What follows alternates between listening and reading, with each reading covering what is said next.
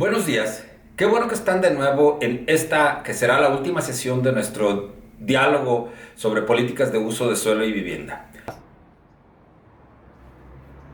Quienes han seguido este diálogo desde la primera sesión habrán notado que hemos ido transitando por una serie de temas que tienen que ver con el entendimiento que tenemos como sociedad y como ciudadanos sobre los procesos urbanos y la manera como se van construyendo los valores del suelo, los procesos de apropiación del espacio privado, del espacio público y desde luego el mismo proceso de diseño de políticas públicas para facilitar o para regular la manera como se accede a suelo y vivienda desde distintos grupos de población. A lo largo del curso hemos visto que el Estado hace una gran cantidad de decisiones que influyen en nuestra vida, que determinan la manera como resolvemos nuestras necesidades de alojamiento y de convivencia en la ciudad. Pero también hemos estado insistiendo mucho en la idea de que los ciudadanos tienen una gran responsabilidad cuando se trata de ponderar cuáles son los costos y los beneficios de sus decisiones y cuando se trata de decidir por una localización, decidir por un tipo de vivienda. Hemos hablado de que hay una especie de círculo, ¿no?, que puede ser perverso o puede ser positivo entre el tipo de decisiones que toman las personas, el tipo de decisiones que toman las familias y el tipo de decisiones que se toman a nivel público, y que de alguna manera co-construimos las ciudades que tenemos y el tipo de arreglos habitacionales que están disponibles para los distintos grupos de la población. El día de hoy es una sesión particularmente interesante porque y atractiva porque, pues, en primer lugar, porque le vamos a poner fin a esta temporada de diálogo, y en segundo lugar porque me complace anunciar que el famoso libro verde que hemos estado consultando a lo largo del documento en realidad es un libro que se llama, o más bien dicho, se llamará Extraterrenal, con un subtítulo que dice ¿Cómo hacerse de una casa con o sin ayuda del gobierno? Es un libro amplio, tendrá alrededor de 700 páginas, ya ha sido aprobado para su publicación y estamos trabajando en los últimos detalles editoriales. Estaremos anunciando su publicación en el momento que sea oportuno.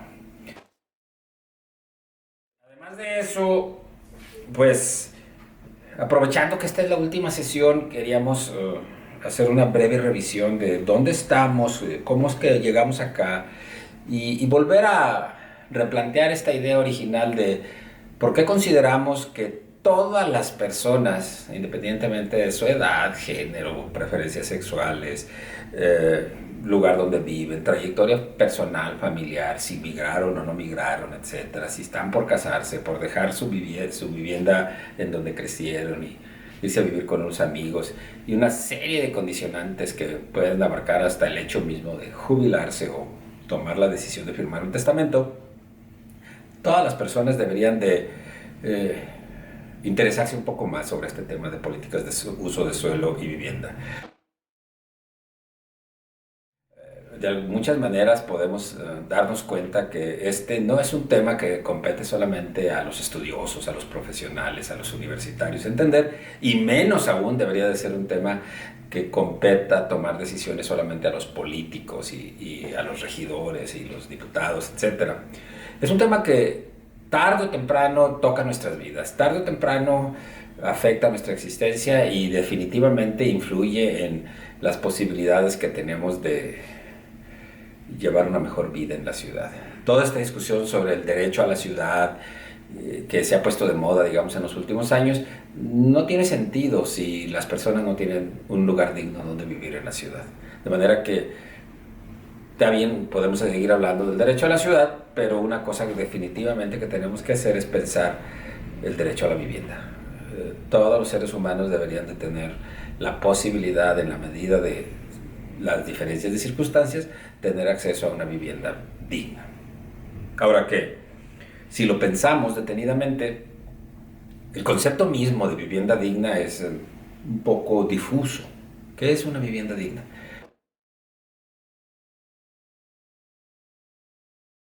Bueno, algunas personas consideran que una vivienda digna es simplemente un pequeño hogar en donde pueden tener todos los servicios: agua potable, drenaje, acceso a electricidad y hoy día a redes sociales, internet, si ustedes quieren, y que tiene internamente condiciones de higiene y que está ubicada en un lugar que es seguro y que tiene posibilidad de comunicarse con el resto de la ciudad y salir al mundo. Para otras personas una vivienda digna es una mansión con 20 cuartos, cochera para 15 autos o más, y amenidades incluso extrañas como esculturas modernistas o un espacio para co-trabajar o alberca y sala de cine. Es decir, es relativo, pero sí es claro que en el concepto mismo de la dignidad humana, pues existen condiciones mínimas que las viviendas deben de cumplir. Entonces, a lo largo del curso, de las sesiones acá hemos estado hablando sobre cómo construir políticas públicas que ayuden a ese objetivo. Y bueno, hay varias cosas que podríamos sintetizar en esta última sesión. Una de ellas es que, y es el enfoque con el cual está escrito este libro Extraterrenal, es que los discursos públicos, es decir, la manera como construimos las argumentaciones en torno a la idea misma de vivienda digna y a la idea de acceso a vivienda y a la idea de propiedad y por lo tanto a la idea de las políticas públicas que influyen en todo esto, bueno, los discursos públicos están construidos desde distintas perspectivas. Y hemos dicho que quienes tienen los recursos y los elementos para participar en la construcción discursiva del problema del acceso de suelo y vivienda, pues lo hacen. Y hay que decirlo que a veces lo hacen casi de manera inconsciente. Entonces acá hemos insistido que hay, por así decirlo, como 4 grandes vertientes que influyen en esta cosa discursiva. La primera y más antigua es sin duda alguna el tema de la religión. Hemos visto cómo casi 10.000 años atrás las primeras ciudades que existían en lo que hoy conocemos como Irak, en realidad fueron quienes inventaron nociones básicas que nos acompañan hasta nuestros días, que son la idea de la propiedad privada, la idea de la convivencia y el cuidado colectivo, la idea del puente cercano que existe entre religión, poder político, fuerza de conquista, etc. Entonces, esa idea de que tiene que haber un ente público poderoso que intervenga en la manera como funciona el acceso a suelo y vivienda ha existido por miles de años. Y se ha modificado, ha cambiado, ha tenido distintas manifestaciones en distintas civilizaciones, distintos imperios y hoy día en distintos países y distintas ciudades. Otra fuente discursiva importante que va de la mano, digamos, aquella le podríamos llamar la fuente del discurso desde el poder. Pero una segunda fuente discursiva importante es, como digo, la noción misma de religión.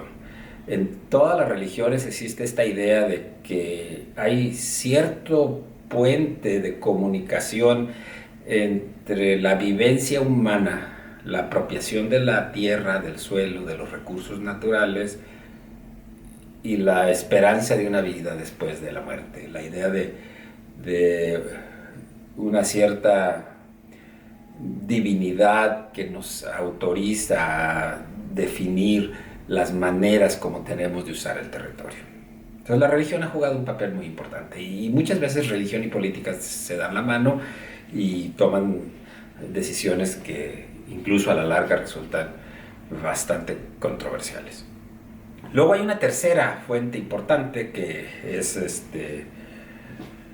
pues tal vez en la antigüedad la tercera en origen, y es la idea de la cultura popular, como desde los discursos contestatarios que se fueron forjando en las ciudades antiguas y que se fueron transformando en las distintas civilizaciones, las personas se hicieron de sus propios elementos discursivos para interpretar su realidad, para interpretar su vivencia urbana y su vivencia socioespacial y el hecho de que podían tener más o podían tener menos, o que estaban siendo amenazados, digamos, por la naturaleza, o que estaban siendo explotados y humillados o sometidos a condiciones terribles de vida, ¿no? Entonces las personas históricamente han desarrollado los propios discursos populares que son la fuente de la cultura en una sociedad y que han tomado distintas manifestaciones a lo largo del tiempo. Acá en el libro Extraterrenal hemos estado hablando de elementos muy comunes en nuestros días, un poco para hacerlo atractivo al lector contemporáneo, y hemos hablado y hay varias citas a lo largo del trabajo, hemos hablado de poemas, hemos hablado de canciones populares o no tan populares, de distintos estilos musicales, etc. Y hemos hablado también de películas y novelas que se han escrito y más recientemente historias que se han subido a las redes sociales, etc. Entonces hemos tratado de recopilar una serie de elementos discursivos para sugerir que desde el ámbito popular también construimos estas ideas de quiénes somos, qué merecemos, qué esperamos obtener, a dónde creemos que vamos, y que nos ayudan a entender el tipo de relaciones que tenemos entre nosotros y el tipo de relaciones que tenemos con los grupos de poder existentes, con el Estado, con la Iglesia, etc. Y finalmente, pues estamos en la universidad, la cuarta vertiente, que es realmente, históricamente hablando, más reciente, que es la vertiente académica interpretativa, que es la que sugiere explicaciones técnico-científicas para entender la lógica del funcionamiento de la ciudad. Y cuando decimos la lógica del funcionamiento de la ciudad, también estamos diciendo el proceso social que da origen a cosas elementales en el diseño de políticas públicas de suelo y vivienda, y también elementales en las decisiones que los ciudadanos deben de tener. ¿De qué estamos hablando? Bueno, estamos hablando de cosas como el valor del suelo. Estamos hablando de cosas como los precios y lo que la gente está dispuesta a pagar por ciertas cosas cuando se trata de suelo y vivienda. Estamos hablando de cosas como los arreglos sociales que se van forjando a medida que tomamos decisiones, es decir, el proceso de diferenciación social que luego eventualmente en el análisis urbano se convierte en asuntos como la segregación, la discriminación y el encerramiento que muchas personas optan por tener para resolver sus problemas de seguridad y de valor de su propiedad. Entonces el sector académico ha hecho sus propias aportaciones, hemos estado revisando teorías científicas sobre la renta del suelo y las múltiples explicaciones que hay sobre su conformación, transformación y utilidad en términos de la producción y acumulación de riqueza. Y hemos estado hablando de cosas como los impactos de las decisiones, que van desde impactos ambientales, impactos urbanos, impactos sociales, y hemos sugerido que el análisis de los impactos puede hacerse a un nivel micro y a un nivel meso y a un nivel macro cuando hablamos de grandes proyectos o políticas urbanas que van teniendo un peso importante. Y también, desde luego, pues es uno de los propósitos del seminario, es hablar desde el punto de vista académico lo que tiene que ver con el proceso mismo de la hechura de políticas de uso de suelo y vivienda, que tiene que ver con los tecnicismos de cómo se define el problema, cuáles son las opciones que están disponibles, cómo se implementan las decisiones y cómo evaluar los resultados. Hemos tratado de hacerlo de la manera más ligera posible para que todo mundo vaya encontrando su camino. Tanto el libro como estos videos no tienen un propósito puramente técnico, sino que tratan de servir simplemente como guía para, como digo, distintos interesados puedan plantearse algunas dudas y algunas preguntas que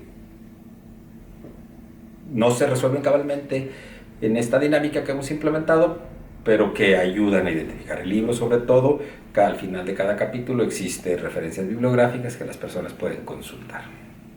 Todo eso hemos hecho. Todo eso hemos hecho a lo largo de este diálogo y creo que hemos dado pasos importantes en el sentido de despertar el interés por entender cuáles son las posibilidades reales que tenemos como ciudadanos, independientemente de dónde estamos parados, para acceder a suelo y vivienda.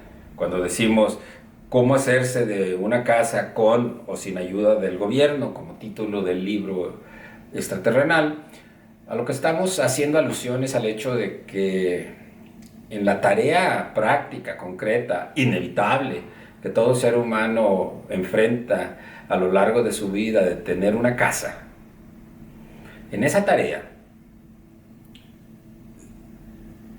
no se puede obtener un buen resultado actuando de manera puramente individualista, como sugeriría las teorías económicas neoclásicas convencionales que hablan del comportamiento del individuo en el mercado. Más bien, en esa tarea es importante la compañía. ¿Con quién nos juntamos? ¿Con quién nos aliamos? ¿A quién apoyamos? ¿De quién nos deshacemos? Y estas son preguntas para las cuales todo ser humano, pensándolo o no pensándolo abiertamente, va tomando decisiones en forma cotidiana. Y entonces hemos insistido mucho en la idea de hacernos responsables de nuestras ideas y hacernos responsables de nuestras decisiones sobre suelo y vivienda, porque es de la hechura de estas decisiones, independientemente de cuáles son las limitaciones con las que las hacemos. Es la llevada a cabo de las múltiples decisiones, sea que eres consumidor de vivienda, desarrollador inmobiliario, regidor en el ayuntamiento o simplemente un burócrata que decide que el suelo en tal predio no puede usarse para poner un bar o no puede usarse para construir un edificio de 20 pisos. Todas estas personas, sus decisiones agregadas se reflejan en el tipo de ciudad que tenemos. Entonces hemos hecho mucha insistencia en esta idea porque no todo el mundo se interesa en estos temas, cosa que es medianamente entendible, pero al mismo tiempo todo el mundo enfrenta el problema. Y entonces sí es bueno que entendamos un poquito de cuál es la lógica con el que funciona el mercado de suelo, con el cual funciona incluso la mercadotecnia inmobiliaria que construye maravillas. Eso tal vez no lo dijimos acá, pero podría ser el quinto elemento que define el asunto discursivo. Y de hecho, en últimos años es un elemento poderosísimo porque tiene nuevas herramientas tecnológicas para vendernos ideas sobre lo que creemos que debemos de tener y a lo que tenemos de derecho. Hay algunos, y acá hemos citado algunos ejemplos, hay algunos comerciales, y hemos hecho también algunas parodias, hay algunos comerciales del sector inmobiliario que son una verdadera joya desde el punto de vista discursivo, porque abiertamente nos hacen sentir que tú mereces más que los demás. Tienes el derecho a vivir y encerrarte con tu familia y protegerte de todos aquellos que son negativos para tu existencia. Tienes el derecho a separarte de la dinámica urbana y vivir enclaustrado y ver a la ciudad desde arriba y para abajo y en tu auto de lujo. Entonces esa situación pues es importante a considerar.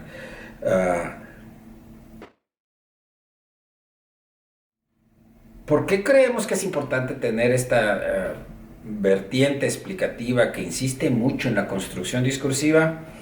Bueno, porque desde el punto de vista técnico, de alguna manera está resuelto muchas cosas. Es decir, sí entendemos cómo funciona el mercado, sí entendemos cómo funcionan los precios del suelo, sí entendemos la existencia de los impactos y entendemos los procesos de diseño de política. Pero todavía nos falta mucho por entender plenamente el comportamiento humano y todavía nos hace falta entender cómo la conformación de prácticas dominantes da lugar a las ciudades que tenemos. Y ahí hay una gran posibilidad analítica, aunque no seas universitario y aunque simplemente te enfrentes en una temporada de tu vida a la necesidad de buscar una vivienda en renta. El discurso importa. Ahora, Insistimos también en esto porque si logramos entender la construcción discursiva, seguramente vamos a entender ese complejo mundo que los especialistas llaman las políticas de uso de suelo y vivienda. Porque, contrario a lo que se podría esperar, las políticas de uso de suelo y vivienda no son solamente como las 3 o 4 más importantes que andan por ahí, que son la regulación de uso de suelo, que es las políticas de financiamiento o créditos a la vivienda, que son las políticas de movilidad y que son las políticas de seguridad, entre otras. Más otra serie de lineamientos que los gobiernos locales hacen sobre cuestiones muy puntuales como el tipo de edificación permitida y el tamaño mínimo del lote y una serie de cosas que están en los planes urbanos y en las políticas de zonificación. La idea de que bajo el concepto de políticas de uso de suelo y vivienda también podemos incorporar una serie de asuntos como la diplomacia internacional en temas como medio ambiente, seguridad, comercio, etcétera.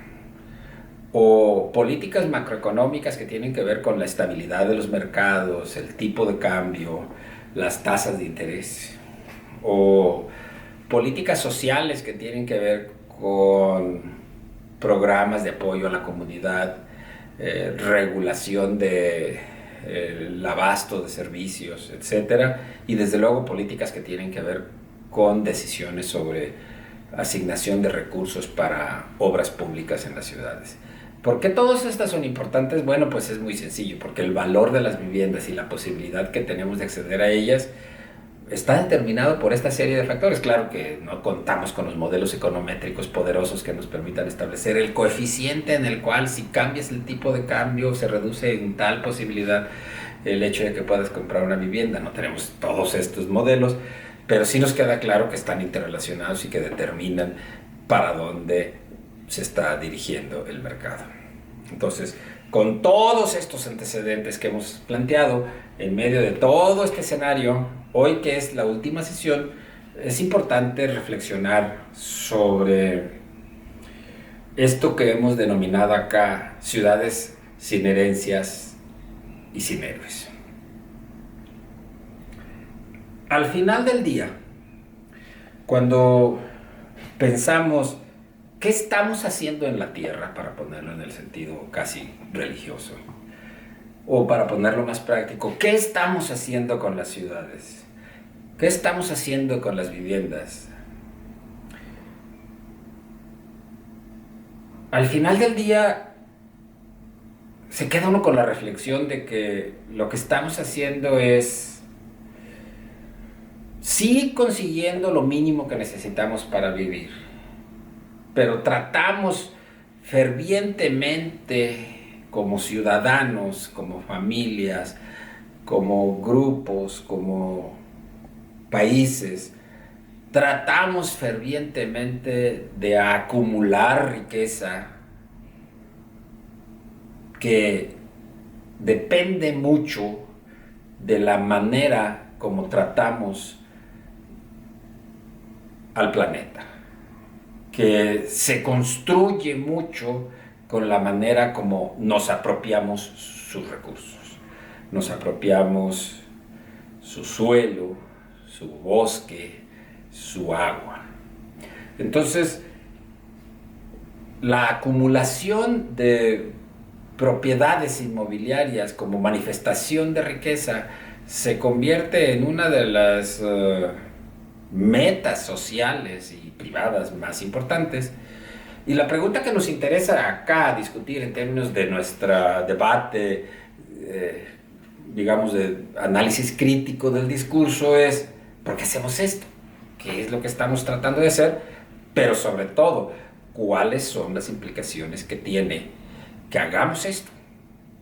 ¿Cuáles son las implicaciones que tiene para la ciudad, que incluso que tiene para el individuo, para las familias, para los países? Y ahí sí que la historia de la humanidad no nos deja, digamos, sin elementos para juzgar cuáles son las manifestaciones. ¿Por qué? Bueno, porque las manifestaciones son muy obvias y podemos escoger a qué escala queremos verlas.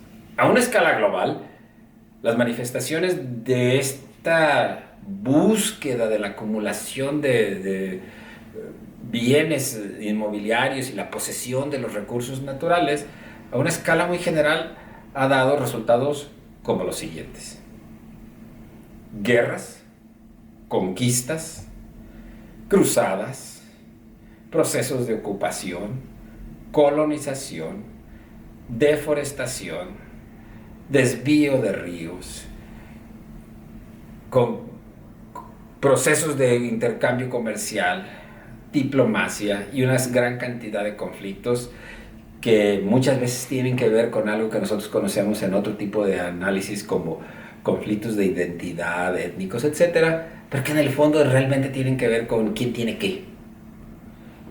Eso es a nivel muy macro. A nivel más familiar, más personal, pues reducimos la escala, pero mantenemos el proceso. Y lo que tenemos a nivel más humano, más de escala humana, más de escala personal, lo que tenemos es también luchas por la herencia del abuelo, reglas que definen quién tiene derecho a qué, prácticas cotidianas de exclusión, disputas familiares, conflictos que a veces no terminan nunca, y crisis personales incluso.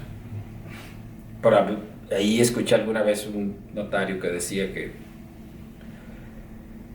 fue al funeral de uno de sus clientes y no encontró a ninguno de los familiares ahí, lo cual le sorprendió mucho.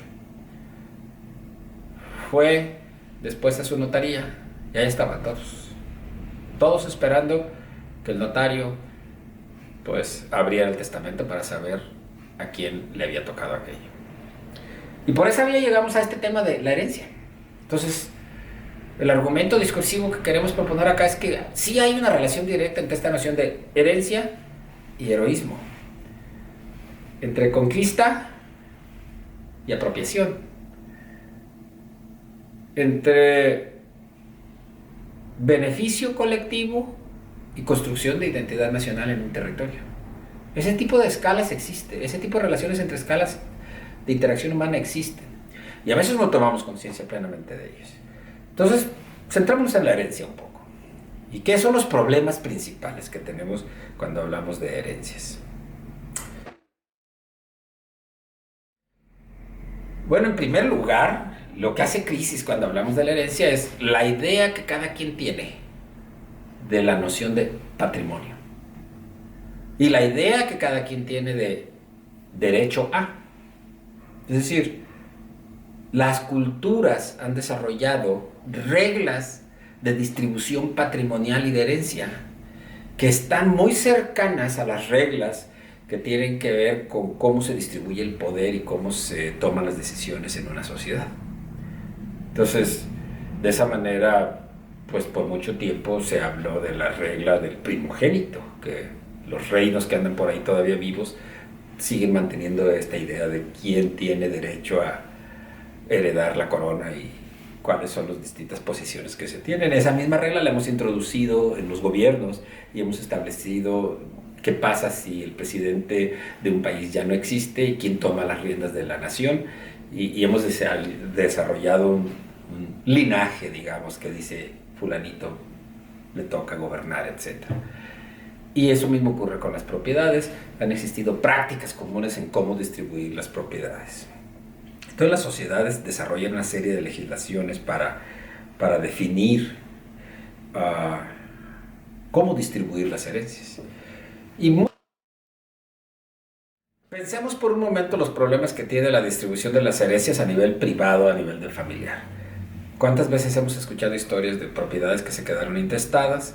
Es decir, que el propietario no definió cómo se distribuirían esas propiedades entre sus herederos, y luego los códigos civiles que a veces hacen un revoltijo ahí de reglas de quién puede heredar, etc. Entonces no podemos resolver todo esto acá, simplemente nos interesa decir lo siguiente. En cada estado o en cada país, según sea el caso, existen reglas que definen cómo distribuir las propiedades. Y normalmente se distinguen dos caminos: el camino del testamento y el camino legítimo, en el sentido más comprensivo de quién tiene derecho a qué, en donde hay una regulación que pasa cómo se distribuyen las propiedades si no se firma un testamento. Los estados hacen esto, lo hacen con no sé qué supuestos, pero en muchos sentidos lo que prevalece es aquella cultura ancestral de mantener el patrimonio de la familia y mantener el linaje familiar en la sociedad y quién tiene propiedad a qué. En el Código de Jalisco, por ejemplo, se habla de herencia por estirpe, ¿no? Cuando no hay un testamento, pues primero la primera decisión de distribución es a nivel de los más merecedores, que pueden ser los hijos, los hermanos, etc. Y luego, en ausencia de uno de estos, esa proporción luego se redistribuye en la estirpe, es decir, el grupo de familiares que están pegados a cada una de las ramas del árbol, digamos, por ponerlo con esa metáfora. Los estados deciden esto con esta serie de supuestos. ¿Cuál es la lógica? La lógica es tratar de mantener la idea del núcleo familiar apegada a una idea de propiedad, introduciendo la idea del interés privado, la idea de la propiedad privada, y evitando el conflicto que dé lugar a desavenencias de mayor alcance en la sociedad. Eso lo hacemos todo el tiempo. En la práctica, sin embargo, pues muchas familias siguen enfrentando esta situación, y aquí lo más conveniente es, ahora sí, que consultarlo con el abogado de cabecera cada quien.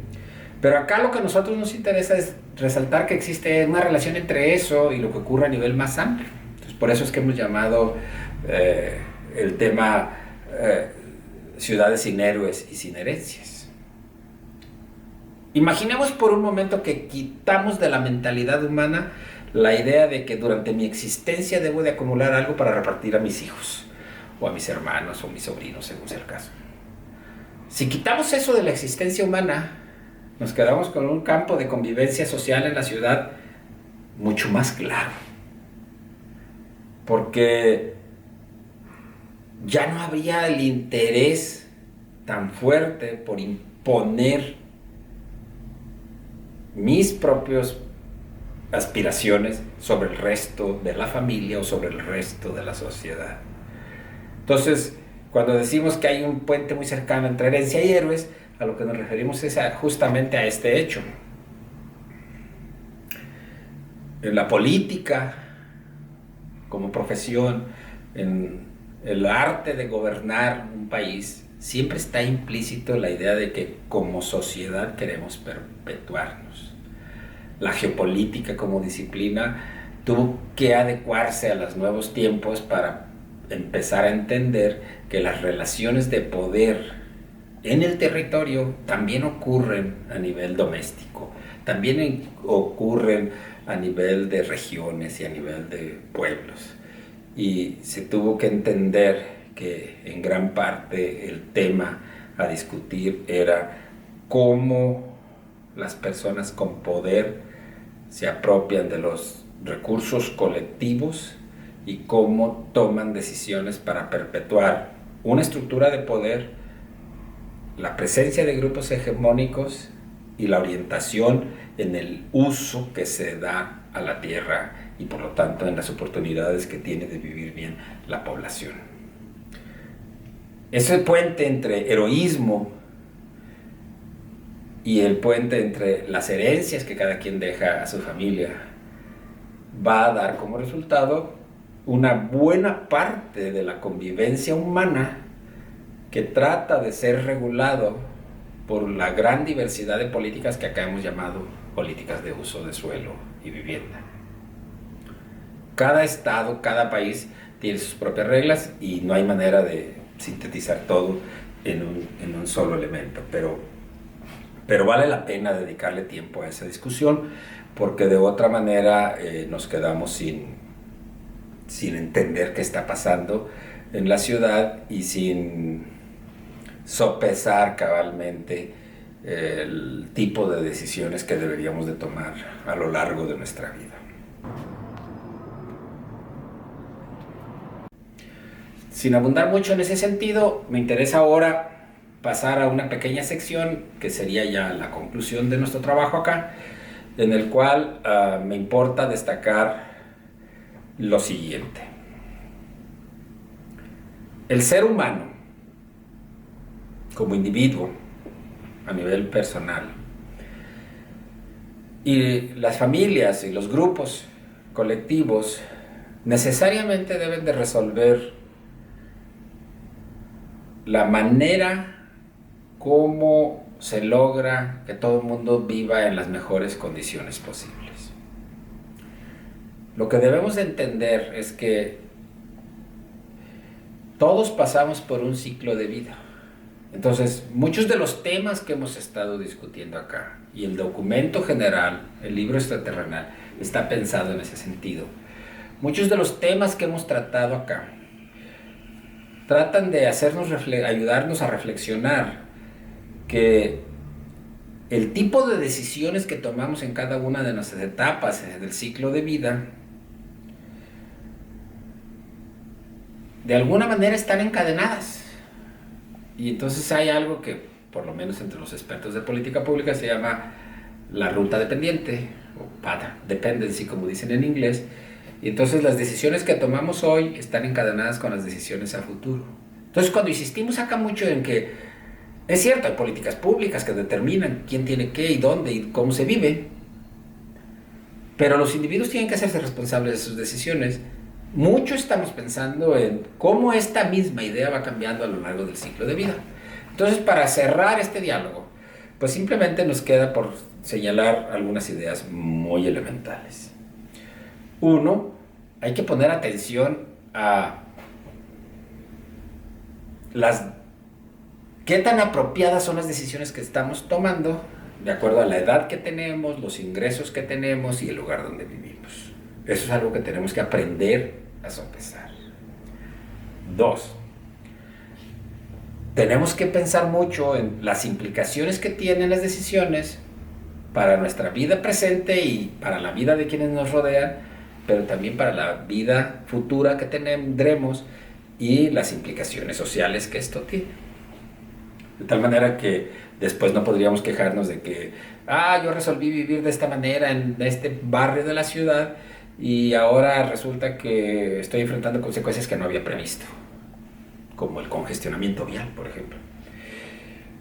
Otro elemento importante que tenemos que pensar a lo largo de nuestra vida es más de carácter técnico y es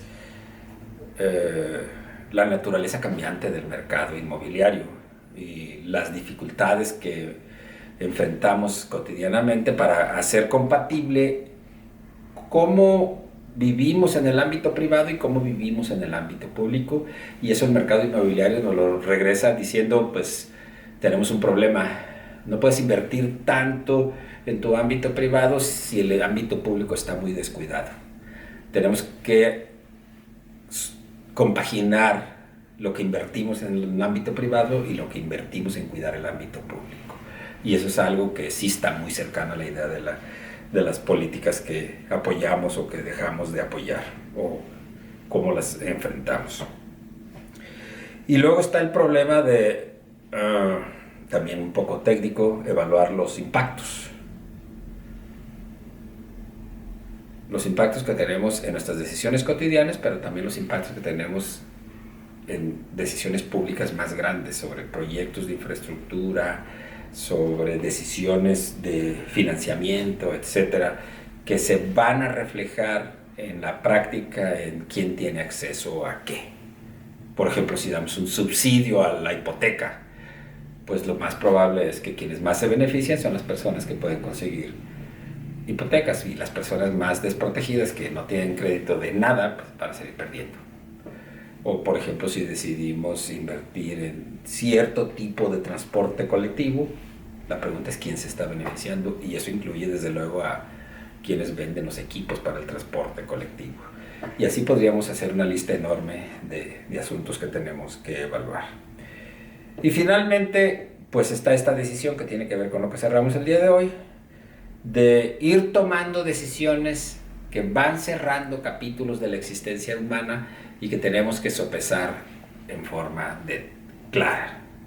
No es lo mismo el tipo de decisiones que debe de tomar un joven cuando va a dejar su casa para irse a vivir a otra ciudad o simplemente a vivir a otra casa por primera vez, a las decisiones que tiene que tomar una persona de 40, 50 años, a las decisiones que tiene que tomar una persona que se está jubilando. En cada etapa de la existencia tomamos decisiones sobre suelo y vivienda que debemos de evaluar su pertinencia temporal, espacial y social. ¿Cómo es que decidimos? Eso ya depende de cómo es que construimos nuestras ideas al respecto.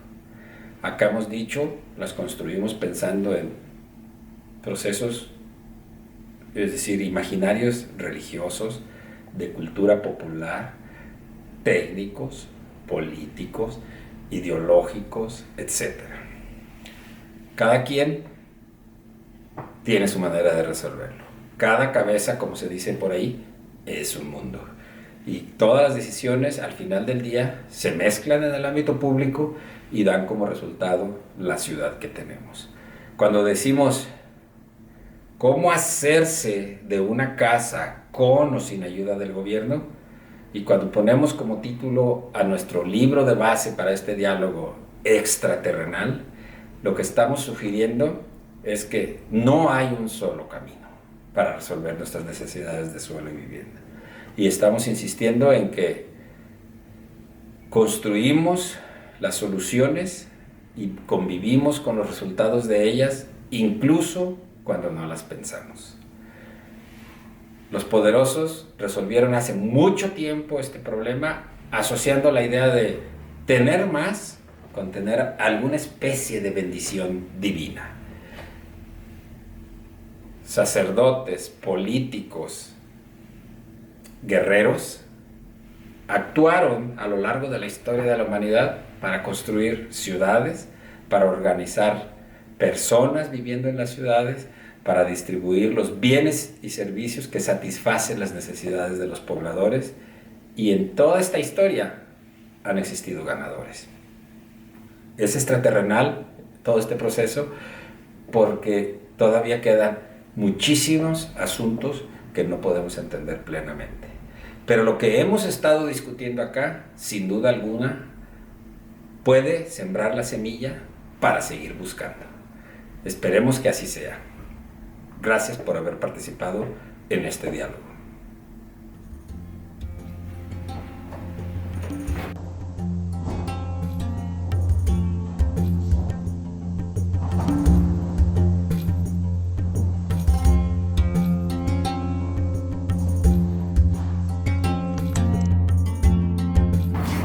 Así que no lo pienses más. Si tuviste problemas en seguir el seminario en esta ocasión, ahí están los videos y están también los materiales en el blog para que los puedas consultar y actualizarte en el tema y que propongas tus propias opiniones al respecto.